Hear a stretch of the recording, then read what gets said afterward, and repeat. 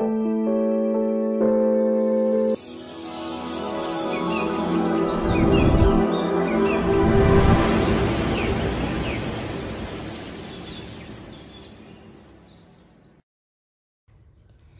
bạn đã đến với kênh móc len của Dương Liệu Handmade. Video này Liệu sẽ hướng dẫn bạn móc một chậu táo mini phiên bản cực kỳ cute. Thì để hoàn thành cái mẫu chậu táo này, các bạn sẽ chuẩn bị cho mình tổng cộng những nguyên liệu như sau. Về len, các bạn sẽ chuẩn bị cho mình là cái màu đỏ tươi này, mã 51 của Miu Cotton 50g mắt đen để chúng ta móc trái táo, và những cái sợi len đi kèm nha, chậu này, lá này, hoa và cái màu nâu để quấn thân. Đó, các bạn sẽ chuẩn bị cho mình tổng là 6 màu len như vậy ha, thì chúng ta mới có thể hoàn thành được cái chậu táo này. Và kim móc mình hướng dẫn là đầu 4/0 tương ứng với kim 2.5mm.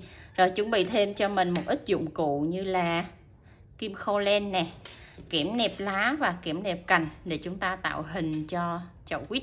Và một nguyên liệu không thể thiếu nữa đó là một ít sỏi trắng và một ít gòn. Rồi còn cái phần mà chúng ta trang trí chậu thì ở phần dưới đáy chậu này mình có lót một miếng bìa cứng nữa, thì các bạn sẽ chuẩn bị miếng bìa cắt tông nữa là chúng ta hoàn thành được cái phần chậu táo mini này nha. Thì toàn bộ những nguyên liệu vừa giới thiệu Liễu đều có bán ở shop cả gòn và sỏi trắng này thì mình cũng có bán luôn. Các bạn mua ủng hộ cho Liễu bằng cách là mở vào bài mô tả, mình có để cái link mua hàng ở dưới bài mô tả. Đó, thì các bạn chọn mua những dụng cụ nguyên liệu đầy đủ như vậy để chúng ta cùng học móc cái mẫu chậu táo mini cute này nha. Rồi các bạn cùng vào phần bài học với mình nào. Rồi đầu tiên chúng ta sẽ học móc chậu trước nha. Các bạn lấy cho mình sợi len màu nâu và tạo một vòng tròn ma thuật, móc lên một mũi móc xích. Rồi chúng ta sẽ móc vào trong vòng tròn ma thuật này 8 mũi đơn. Rồi chúng ta cùng móc và cùng đếm nha. 3 4 5 6 7 8. Rồi siết chặt cái sợi len ngắn lại, chúng ta sẽ móc một mũi dời vào ngay trong móc đầu tiên của mũi đơn để kết thúc xong hàng thứ nhất. Xong hàng thứ nhất chúng ta sẽ có tổng là 8 mũi đơn. Bắt đầu lên hàng thứ hai, móc lên cho mình một mũi móc xích. Và chân đầu tiên này chúng ta sẽ móc 2 mũi đơn vào chung một chân móc. Và cứ như vậy các bạn sẽ móc đều là mỗi chân móc là 2 mũi đơn. Rồi các bạn cứ đếm từng chân là 2 mũi đơn nha. Mình ký hiệu là 8V, tức là các bạn sẽ móc tổng cộng ở hàng thứ hai chúng ta có tổng là 16 mũi, tương ứng 8 chân móc là 16 mũi các bạn nha. Rồi cứ như vậy các bạn móc đến chân cuối cùng cho mình luôn.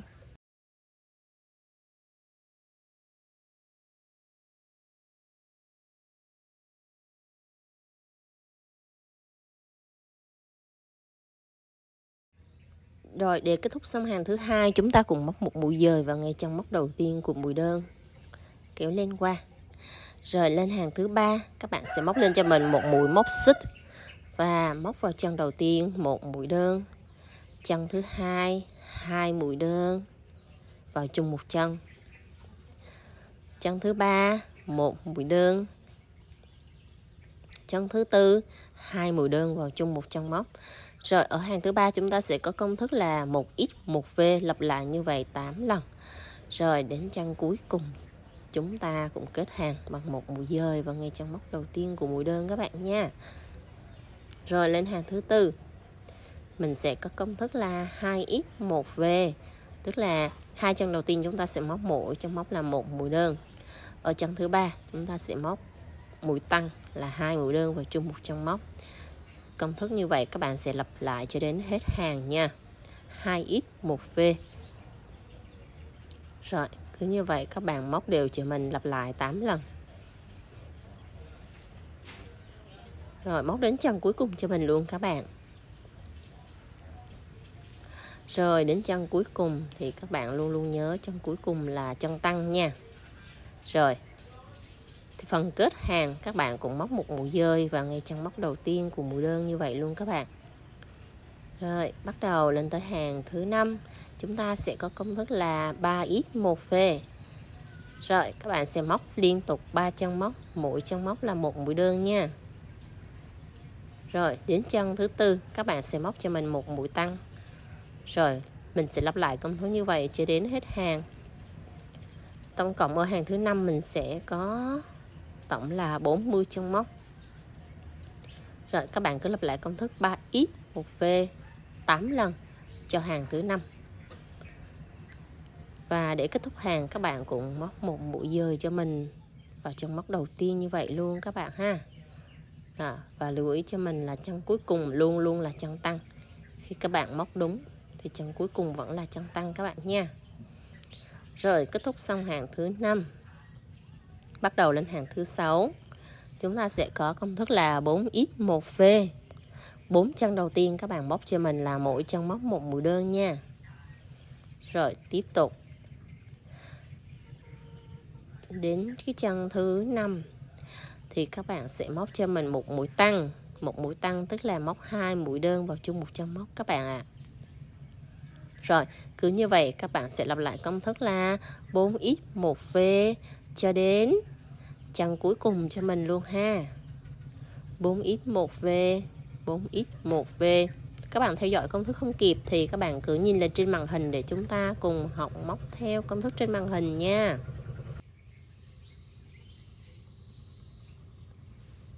Rồi cứ như vậy các bạn móc đến chân cuối nha. Và chân cuối cùng vẫn luôn là chân tăng các bạn. Xong rồi chúng ta kết hàng bằng một mũi dời vào ngay chân móc đầu tiên của mũi đơn.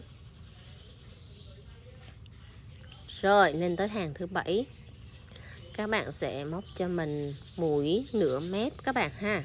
Rồi ở chân đầu tiên các bạn móc một mũi đơn và chỉ lấy một nửa mép ở bên ngoài. Đó, các bạn để ý là một nửa mép bên ngoài nha. Rồi móc đều cho mình là mỗi chân móc là một mũi đơn luôn các bạn. Rồi cứ như vậy các bạn sẽ móc đều cho mình hết cho đến chân cuối cùng. Hàng này chúng ta sẽ không có tăng nữa, là chúng ta lên phần thành chậu, cho nên là sẽ không tăng mũi nữa. Các bạn cứ móc đều là mỗi chân móc một mũi đơn và chỉ móc ở nửa mép bên ngoài ha. Đó, các bạn cứ móc đều như vậy cho đến chân cuối cho mình luôn nha.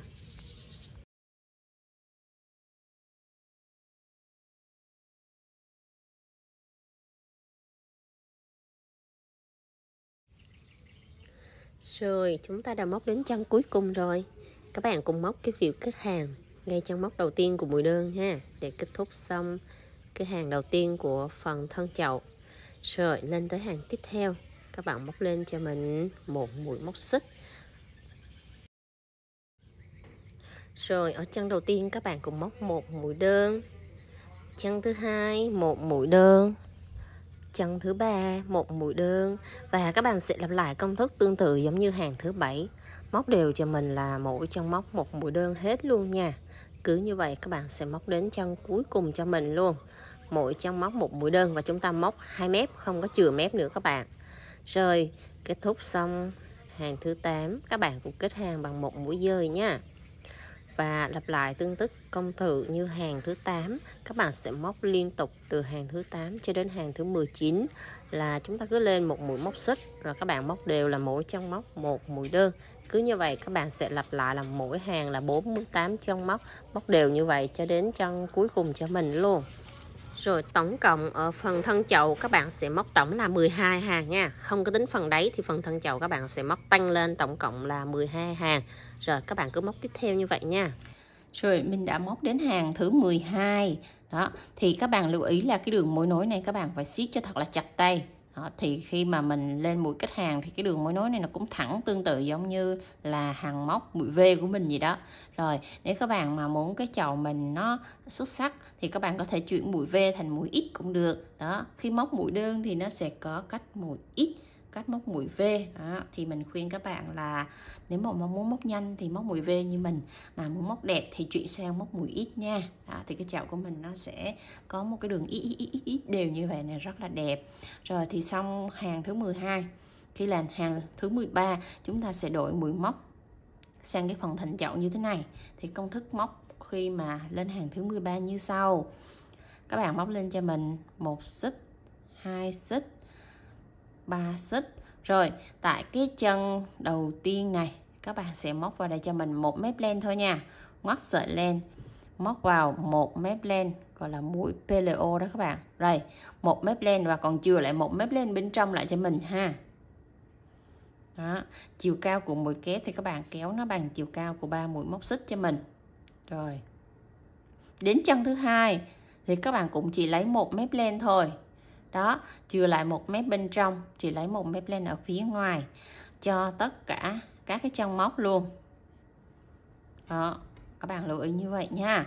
Rồi các bạn sẽ móc đều cho mình là mỗi chân móc 1 mũi kép nhưng mà mũi PLO ha.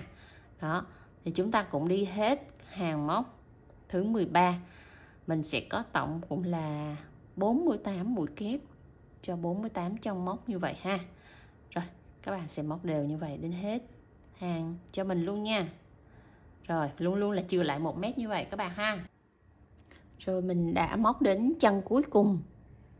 Rồi các bạn sẽ móc cho mình 1 mũi dời vào ngay trong móc đầu tiên của mũi kép này nè các bạn. Đó. Rồi kéo len qua nha, siết chặt và cắt len. Ở cái đoạn này các bạn đừng móc lên cho mình 1 mũi móc xích nha, nhưng mà cắt len tại cái đoạn này luôn. Rồi mình hướng dẫn các bạn giấu len. Rồi đẩy len xuống, rồi cho cái sợi len mình vừa cắt đó đi xuống tại cái chân móc đó luôn các bạn. Kéo xuống đây nha.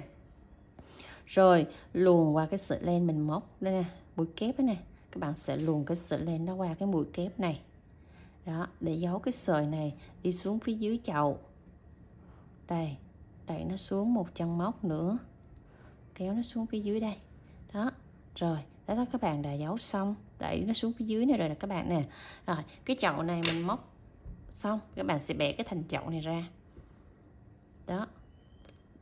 Thì ở mép trong nó còn chừa lại một cái đường gân này. Bắt đầu chúng ta sẽ móc cái phần mặt đất, ráp vào cái phần này nha. Phần mặt đất các bạn chuẩn bị cho mình cái sợi len màu xanh ha.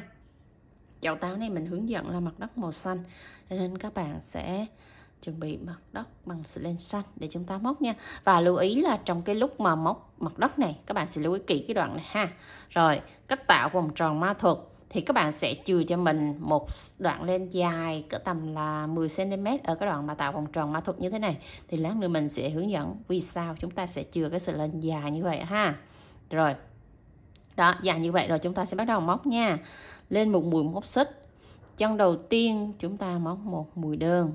Rồi là các bạn sẽ thực hiện trong vòng tròn này 8 mũi đơn cho mình luôn. 2 3 4 5 6 7 8. Xong rồi các bạn đừng có gút cái sợi len này lại mà các bạn sẽ móc 1 mũi dời để kết thúc luôn. Đó, đừng có gút lên lại các bạn nha. Đó, như vậy đó các bạn. Rồi đến hàng thứ 2, thứ 3, thứ 4, thứ 5, thứ 6. Đó, thì các bạn sẽ móc tương tự giống như phần đáy chậu này nè. Đó, chúng ta cũng móc này. Hàng thứ 2, 2 thêm 2, thứ 3 là 1 2 1 1 2 1 1 2. Đó, các bạn sẽ tăng đều tương tự công thức như phần đáy như vậy nha. Rồi thì các bạn sẽ móc tổng là 6 hàng móc cho mình, cũng có tổng là 48 chân móc. Các bạn móc xong cái phần mặt đất đến hàng thứ 6 rồi mình sẽ hướng dẫn tiếp cái khâu còn lại để chúng ta hoàn thành cái phần mặt đất nha. Và lưu ý khi mình móc lên hàng thứ 2 này nè thì các bạn là không có giấu len nữa, không có giấu cái sợi len thừa này. Đó, mà các bạn sẽ chừa cái sợi len thừa này lại cho mình nha. Cứ chừa lại tất cả các hàng móc các bạn đều chừa lại như vậy, đừng có móc cái sợi len thừa này đi vào trong mũi móc. Và lưu ý là phần mặt đất là phải móc thiệt là chặt tay các bạn ha. Mặt đất phải móc chặt tay để mình nhùi gòn nó không bị hở. Đó, vẫn chừa cái sợi len lại để đến chân móc hàng thứ 6 các bạn ha. Rồi mình đã móc xong đến hàng thứ 8 nè. Các bạn cũng kết hàng bằng 1 mũi dời vào ngay trong móc đầu tiên này, kéo len qua. Và lưu ý là khi mà kết thúc xong các bạn sẽ cắt cho mình một đoạn len là có chiều dài là 60 cm nha. Đó, 60 cm để cái đoạn chiều dài này chúng ta sẽ khâu vào trong phần đáy chậu đó các bạn, rồi rút cái sợi len ra. Xong rồi đến đoạn này thì các bạn sẽ móc cái sợi len mình chừa đó lên phía trên mặt đất. Đó, lên phía trên mặt đất như vậy nha. Thì lát nữa mình khâu cuối cùng mình sẽ hướng dẫn các bạn vì sao mình sẽ chừa sợi len này và chừa cái lỗ to như vậy, để các bạn cùng học từ từ với mình nha. Đó, cái phần mặt đất các bạn móc xong ráp vô thì nó sẽ lọt vào trong phần chậu này là các bạn đã móc thành công. Ok nha. Rồi lát nữa mình sẽ hướng dẫn các bạn cách khâu ráp của phần chậu này như thế nào. Rồi sẵn có sợi len màu xanh thì chúng ta sẽ chuẩn bị một đoạn kẽm nhỏ để mình học móc chiếc lá luôn nha. Đoạn kẽm nẹp lá có chiều dài có tầm là 20 cm như này nha. Rồi bắt đầu chúng ta học móc chiếc lá nha. Tạo cho mình một nút thắt trước, siết chặt lại và móc lên 11 mũi móc xích. 1 2 3 4 5 6 7 8 9 10 11. Sau 11 mũi móc xích rồi, chúng ta sẽ đưa cái đoạn kẽm mình cắt 20 cm đó vào đây. Rồi, chân đầu tiên móc một mũi đơn. Chân thứ hai mũi nửa kép. Rồi, móc hết vào hai sợi len luôn các bạn. Rồi, bẻ cái đoạn kẽm mình vừa móc á, cong cong lên chút xíu để lát mình móc nó khỏi bị tuột ra đó các bạn ha. Rồi, các chân tiếp theo các bạn sẽ móc cho mình là mũi kép nha. Các bạn móc mũi kép cho đến còn lại 3 chân cuối cùng thì mình sẽ dừng lại. 2 kép, 3 kép, 4 kép, 5 kép. Rồi, xong 5 mũi móc kép liên tiếp ở 5 chân móc, còn lại 3 chân cuối này thì các bạn sẽ hạ xuống cho mình mũi nửa kép nè. Mũi nửa kép xong rồi thì chúng ta sẽ móc tiếp chân tiếp theo là mũi đơn ha. Rồi, bắt đầu chân cuối cùng này thì chúng ta sẽ móc vào chân cuối cùng này là 3 mũi đơn vào chung một chân móc. 1 đơn, 2 đơn, 3 đơn. Đó, 3 mũi đơn vào chung một chân móc ha. Rồi điều chỉnh cái kẽm làm sao cho nó bằng hai góc lại. Rồi, hai góc lại như vậy ha, nó bằng rồi. Rồi chúng ta sẽ móc cái mép bên trái nó đối xứng như mép bên phải. Tức là chân đầu tiên này chúng ta sẽ móc một mũi đơn, đồng thời nẹp luôn cái sợi len thừa này đi vào trong chân móc. Chân thứ hai là mũi nửa kép. Đó, phải luôn luôn móc chặt tay như vậy các bạn ha. Rồi, 5 chân tiếp theo là 5 mũi kép. 5 mũi kép này các bạn sẽ móc điều phối làm sao nó đối xứng như mép bên trái đó các bạn. Đó, nó phải đều tay hết, mép trái cũng như mép phải như vậy thì chiếc lá của mình nó mới cân xứng các bạn ha. Móc đến 2 chân cuối cùng là xong 5 mũi kép thì chúng ta sẽ chuyển sang mũi nửa kép và mũi đơn. Rồi, xong 5 mũi kép ha, mình hạ xuống mũi nửa kép nè. Rồi, chân cuối cùng là một mũi đơn.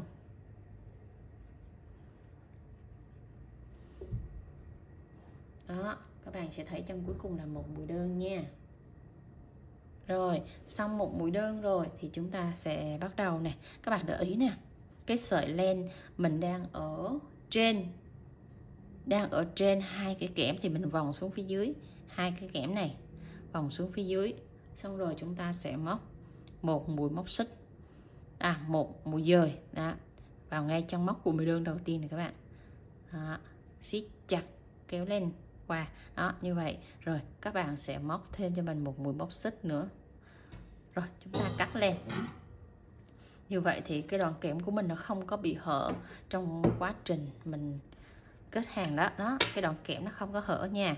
Rồi sử dụng cái sợi len mình vừa cắt đó, quấn chút xíu cho nó chặt. Rồi xoắn kẽm lại là không bị tuột. Rồi móc xong chiếc lá các bạn sẽ điều chỉnh nè, bóp cái phần nhọn của chiếc lá này cho nó nhọn. Đó là các bạn thấy chiếc lá của mình tự động nó nhọn, nó đều, nó đẹp, nó bầu ở đoạn dưới và nó nhọn ở đoạn trên, rất là đẹp đó các bạn ha. Đó là thủ thuật móc chiếc lá đẹp của mình hướng dẫn trong video này, các bạn cùng học với mình nha.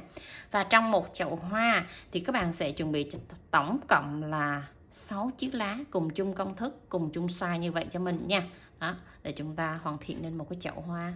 Rồi các bạn bắt đầu chuẩn bị sợi len màu đỏ để chúng ta học móc trái táo nha. Tạo cho mình một vòng tròn ma thuật, móc lên một mũi móc xích, móc vào trong vòng tròn ma thuật này 6 mũi đơn. 1 2 3 4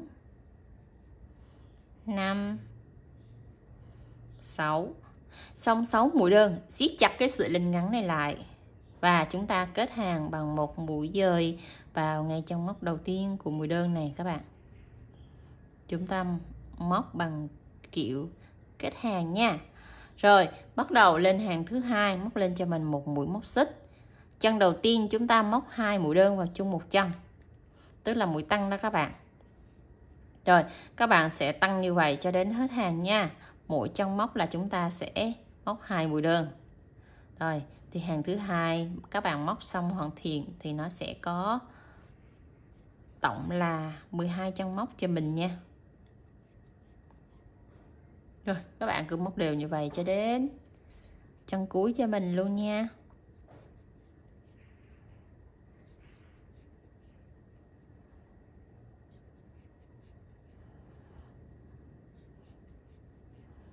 Rồi thì trái táo các bạn là móc mũi X hoặc mũi V cũng được thì các bạn. Xong rồi chúng ta kết hàng bằng một mũi dời này, mũi dời vào ngay trong móc đầu tiên của mũi đơn đó các bạn. Đó, kéo lên qua, bắt đầu lên hàng thứ ba, móc lên cho mình một mũi móc xích. Rồi chân đầu tiên này các bạn móc một mũi đơn, chân thứ hai móc một mũi tăng. Đó, lưu ý cho mình là hàng này là một đơn một tăng ha. Rồi các bạn sẽ lặp lại công thức một đơn một tăng như vậy cho đến hết hàng cho mình. Rồi móc đều như vậy cho mình nha, một đơn một tăng. Thì kết thúc xong hàng thứ ba chúng ta sẽ có tổng là 18 chân móc. Đó, mình sẽ lưu ý là từng hàng và sẽ nhớ số mũi như vậy để mình móc cho nó đều, nó không bị bỏ sót trong móc nào hết các bạn nha. Đó, các bạn móc đều là một x một v, một x một v, lặp lại như vậy cho đến hết hàng cho mình.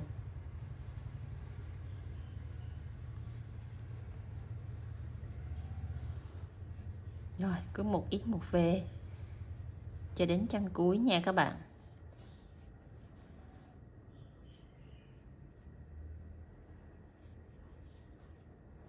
Rồi sau khi đến chân cuối rồi chúng ta cũng kết hàng bằng một mũi dời này.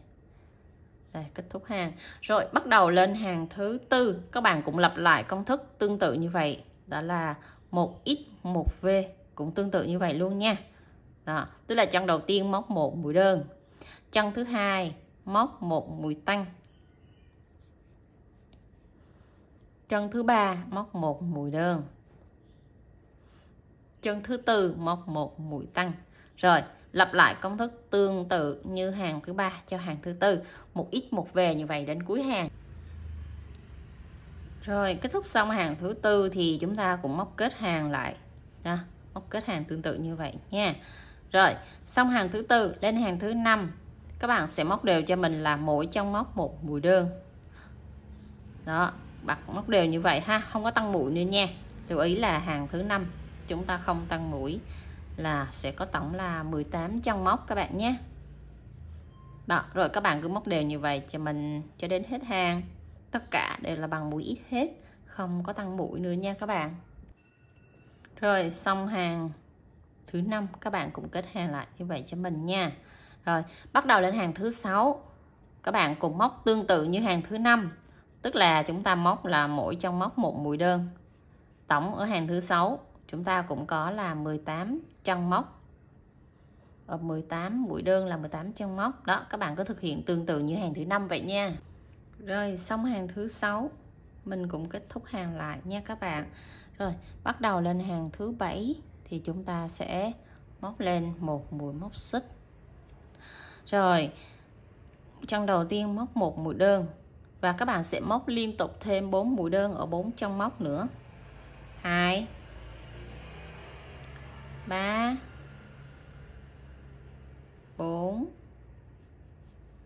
5. Rồi, xong 5 mũi đơn liên tiếp ở 5 chân móc rồi. Chân thứ 6 và chân thứ 7 chúng ta sẽ móc một mũi giảm nha. Đó, thì các bạn sẽ móc kiểu mũi giảm tàng hình cho mình. Rồi. Đó. Đó, mũi giảm là 2 chân dồn 1 nha. Rồi, chúng ta sẽ thực hiện công thức là 5x1a, lặp lại như vậy cho đến hết hàng các bạn nha. 3 4 5. Xong 5x rồi, chúng ta sẽ thực hiện một mũi A. Đây là mũi dồn đó các bạn. Rồi. Đó. Rồi, các bạn sẽ thực hiện là 5x1a như vậy cho đến hết hàng. Và lưu ý là chân cuối cùng luôn luôn là chân giảm các bạn nha. Đó, nếu các bạn móc đến chân cuối là chân giảm là các bạn móc đúng nè. Rồi, xong rồi chúng ta cũng kết hàng lại nha. Rồi. Xong hàng thứ 7 lên hàng thứ 8, các bạn móc lên cho mình một mũi móc xích. Chân đầu tiên này móc một mũi đơn. Chân thứ hai một mũi đơn. Chân thứ 3 một mũi đơn. Rồi, chân thứ 4 và chân thứ 5 các bạn sẽ thực hiện một mũi giảm cho mình. Đó. Rồi, ở hàng này các bạn sẽ có công thức là 3x1a. Rồi, các bạn lặp lại tương tự như vậy cho đến hết hàng cho mình nha. 1x, 2x, 3x. Rồi, chân thứ 4 và chân thứ 5 là chân giảm. Rồi, tiếp tục như vậy cho đến hết hàng các bạn ha.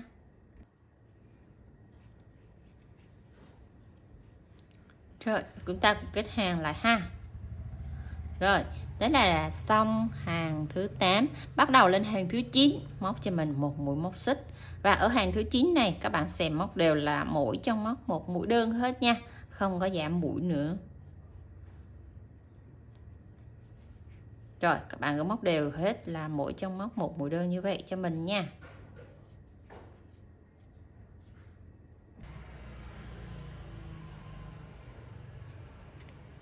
Rồi, bắt đầu lên hàng thứ 10, các bạn cũng thực hiện công thức là 3x1a như vậy tiếp cho mình nha.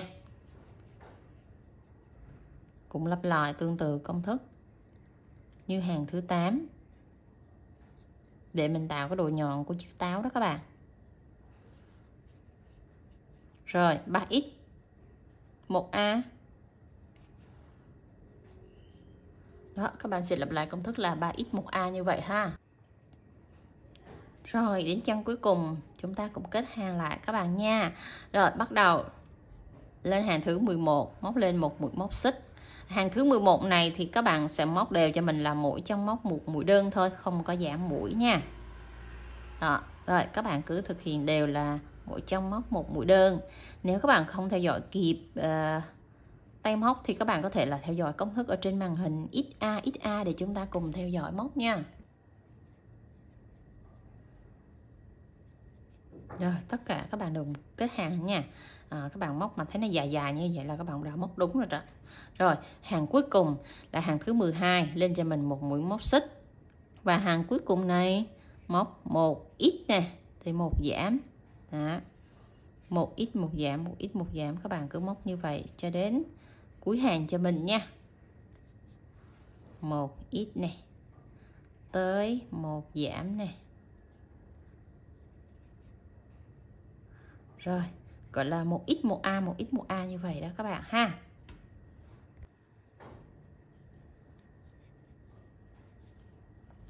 Rồi, đến chân cuối cùng thì trái táo của mình nó nhọn nhọn như vậy đó. Rồi, các bạn sẽ cắt cho mình một đoạn len có chiều dài cỡ tầm là 12 cm nha.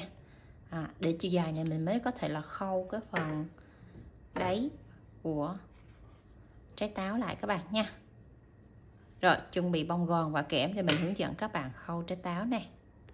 Rồi, đầu tiên là các bạn sẽ nhồi gòn cho nó đều hết vào trong cái quả táo này cho mình nha. Đó, thì cái cách nhồi gòn thì các bạn sẽ dùng một cái vật nhọn á, để các bạn sẽ đẩy hết cái gòn nó vào trong. Đó, để cho nó tạo cái độ tròn của trái táo của mình nữa các bạn.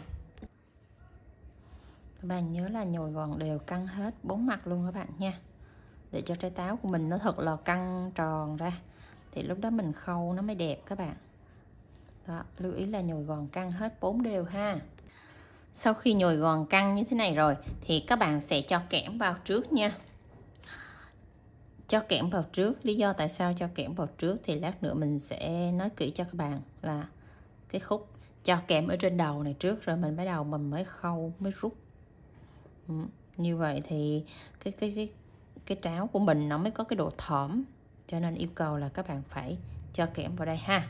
Rồi đó, đâm giữa một cái hàng mũi đơn đầu tiên đó để chúng ta cho kẽm vào trước, rồi bắt đầu chúng ta khâu cái phần đít lại trước này các bạn.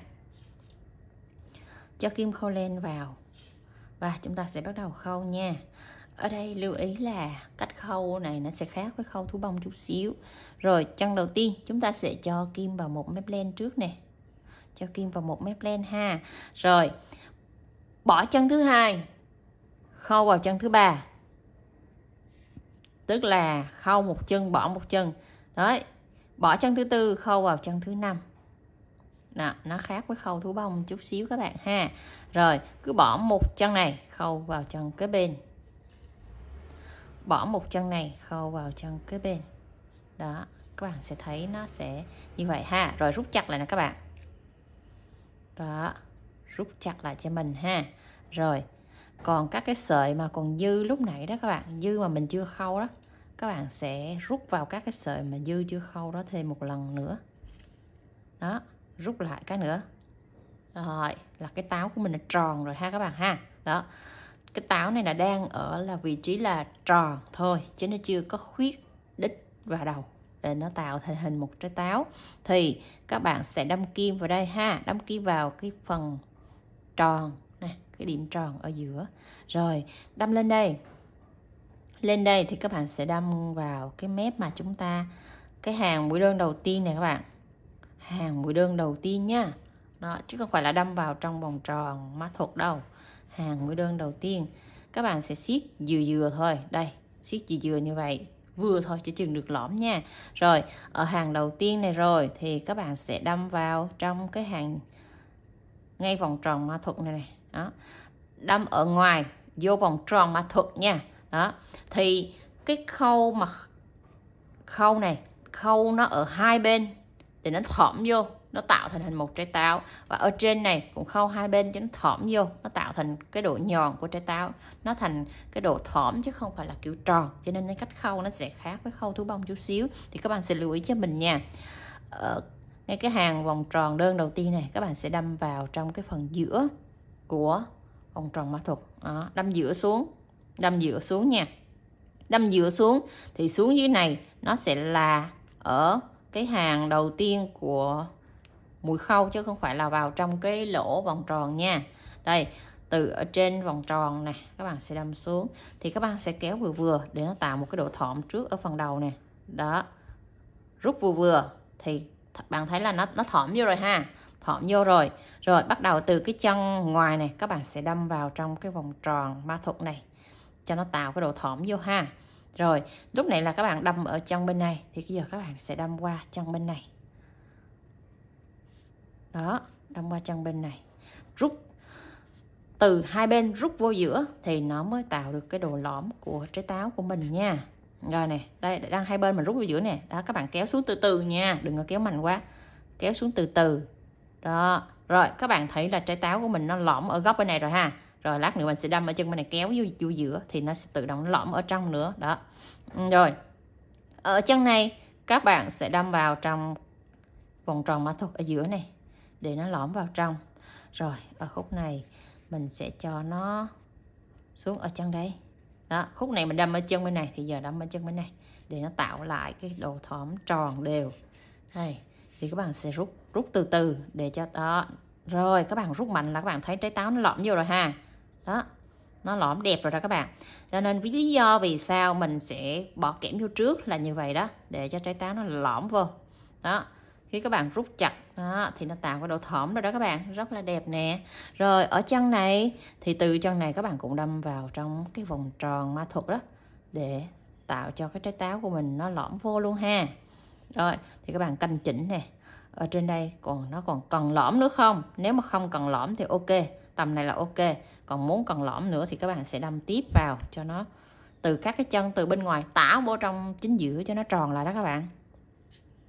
Nó vừa tròn mà nó vừa tạo cái độ thõm của cái đáy táo nè. Đây ha, mình sẽ rút từ từ nè. Đó, rút từ từ là nó tạo cái độ tròn rồi đó các bạn. Đó, tròn hõm của cái đáy rồi ha. Rồi thì ở trên đầu nó cũng hõm vô, ở dưới nó cũng hõm vô, đó là ok rồi. Thì các bạn sẽ giấu lên cho mình nữa là xong. Là xong trái táo rồi đó các bạn.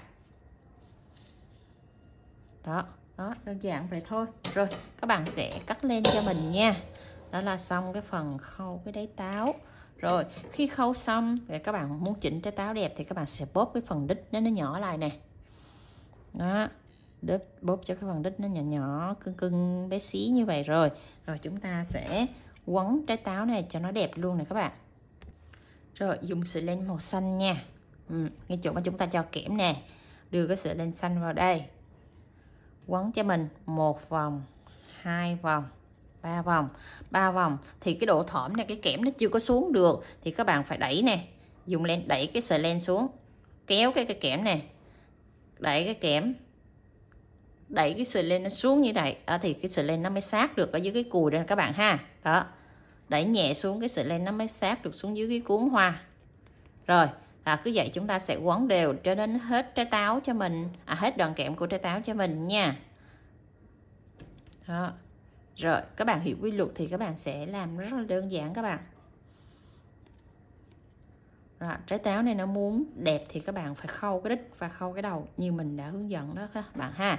Rồi thì cái cuốn táo các bạn chịu quấn có chiều dài cỡ tầm là 3 đến 4 cm thôi. Rồi chúng ta sẽ chốt lên. Rồi thế là xong một trái táo nha. Trong một chậu thì các bạn sẽ móc tổng cho mình hoàn thiện là 2 trái táo. 2 trái táo các bạn nha, để chúng ta ráp lên được một cái chậu. Rồi chuẩn bị lên màu trắng để chúng ta học móc bông hoa nha. Tạo cho mình một vòng tròn ma thuật. Rồi móc lên 5 mũi móc xích. 1 2 3 4 5. Xong 5 mũi móc xích rồi các bạn sẽ cua lại, móc ở chân đầu tiên này 1 mũi đơn, chân thứ hai 1 mũi đơn, chân thứ ba 1 mũi đơn, chân thứ tư 1 mũi đơn. Đó, 4 mũi đơn liên tiếp ở 4 chân móc. Xong rồi các bạn sẽ đâm vào trong cái vòng tròn mã thuật này, móc cho mình 1 mũi dời, kéo lên qua là mình đã xong cái cánh hoa đầu tiên. Rồi đến cánh hoa thứ hai các bạn cũng móc tương tự như vậy nha. Tạo lên cho mình 5 mũi móc xích nè. Xong rồi cua lại, móc mỗi chân là 1 mũi đơn. Đó, chúng ta sẽ có là 4 chân móc là 4 mũi đơn. Đó, như vậy ha các bạn. Rồi, ở vòng tròn mã thuật này các bạn sẽ móc vào đây 1 mũi dời. Đó, đó. Rồi các bạn sẽ thực hiện thêm 3 cánh còn lại tương tự công thức như vậy nha. Rồi đến chân cuối cùng này chúng ta cũng móc 1 mũi dời vào trong vòng tròn ma thuật nha. Xong rồi các bạn sẽ cắt len cho mình nè. Rồi đẩy sợi len ra và kéo cái sợi len mình vừa cắt đó xuống tại vòng tròn ma thuật luôn. Xong rồi thì chúng ta sẽ siết cái sợi len ngắn này vừa vừa thôi, để cho cái lỗ này mình sẽ tạo một cái nhụy nó vào đây ha. Rồi các bạn chuẩn bị cho mình cái sợi len màu vàng này, vàng tươi này nha các bạn nha, để chúng ta làm cái phần nhụy. Cắt cho mình một đoạn kẽm có chiều dài là 12 cm thôi. Rồi đưa cái đoạn kẽm này nằm giữa đây, giữa cái sợi len. Rồi chúng ta sẽ quấn cái sợi len này đi vòng cái đoạn kẽm này cho mình là 3 vòng. Đó, 3 vòng như vậy thôi các bạn, 3 vòng như vậy thôi ha. Rồi bẻ cong cái đoạn kẽm lại. Đó là tức là cái đoạn kẽm này nó sẽ đẩy cái sợi len mình, nó kéo căng lên như này đó, tạo thành một cái hình tròn. Rồi chúng ta sẽ cắt nó này, cắt ngắn thôi các bạn nha. Đó, cắt ngắn như thế này thôi. Đó là mình sẽ tạo được cái nhụy. Nhưng để cái nhụy nó đẹp thì các bạn phải đẩy nó tưa ra. Đây, các bạn dùng cái kim móc này, các bạn sẽ đẩy hết các cái phần sợi len này tưa ra thì nó mới tạo được cái nhụy đẹp. Đó là chúng ta chỉ cần 3 sợi len trên cái kim thôi, trên cái tay thôi là nó tạo được một cái nhụy bé bé xinh xinh rồi. Rồi đút cái kẽm này vào trong cái phần nhụy này cho mình nha, đút sát vô, rồi riết cái sợi vòng tròn mã thuật này lại này. Đó, cho cái nhụy này nó bo sát vào trong cái phần bông hoa của mình luôn. Đó, siết chặt lại, rồi điều chỉnh cái nhụy cho nó tưa chút xíu và cắt cho nó bằng lại nữa các bạn nha. Đó, phải đẩy cho các cái sợi này nó tưa ra hết thì nó mới đẹp. Rồi chỉnh cái nhụy cho bằng lại chút xíu cho mình nữa nè. Rồi như vậy là ok rồi đó các bạn. Siết chặt hết xuống cho mình. Rồi các bạn sẽ thấy cái bông hoa này nó sẽ ôm cái phần nhụy rất là cưng như vậy ha. Rồi lấy của mình cái sợi len màu xanh để chúng ta sẽ quấn cái phần bông hoa này cho nó tạo một cái sợi len nó chắc ở phần dưới trước. Đó, nắm chắc cái phần sợi len thừa nè, phần kẽm đẩy sát xuống như vậy thì cái phần bông hoa với nhụy nó mới ôm với nhau, rồi thì chúng ta mới quấn len được nha. Đó, các bạn sẽ quấn sát vào trong cái phần đài này 3 vòng, rồi chúng ta mới quấn xuống. Như vậy thì cái kẽm của mình nó không có bị tuột, nó tạo cho cái nhụy mình nó tròn lên. Đó, rồi các bạn cứ quấn cho đến hết kẽm thì có chiều dài của cái phần bông cỡ tầm là 3 cm là được. Cái phần bông mình nó nở ra trên cái cành hoa thì cái cùi nó cũng ngắn thôi chứ không dài. Đó, cỡ vậy thôi các bạn. Rồi bẻ ra, chúng ta sẽ đưa kẽm vào nữa là xong các bạn nha. Xoắn kẽm lại. Rồi, đó, ok, rất đơn giản các bạn ha. Rồi, cắt lên cho mình, thế là xong cái phần bông hoa. Thì một cái chậu hoa, các bạn chỉ cần làm một bông như thế này thôi là rất là đẹp rồi. Tiếp tục đến đoạn khâu ráp cái phần chậu thì các bạn sẽ cắt cho mình một miếng bìa tròn có đường kính là cái phần bìa này bằng với đáy của phần chậu. Cho một ít keo và chúng ta sẽ cho miếng bìa đó vào phần đáy chậu để cho tạo cái độ cứng và độ bằng của phần đáy chậu các bạn ha. Rồi xong chúng ta sẽ cắt một cái miếng xốp có chiều dài bằng chiều cao của cái phần chậu. Miếng xốp này là đường kính 4 cm ha. Rồi chúng ta sẽ nhồi một lớp gòn xuống dưới phần đáy chậu trước để nó tạo một cái độ phồng tròn của phần đáy trước.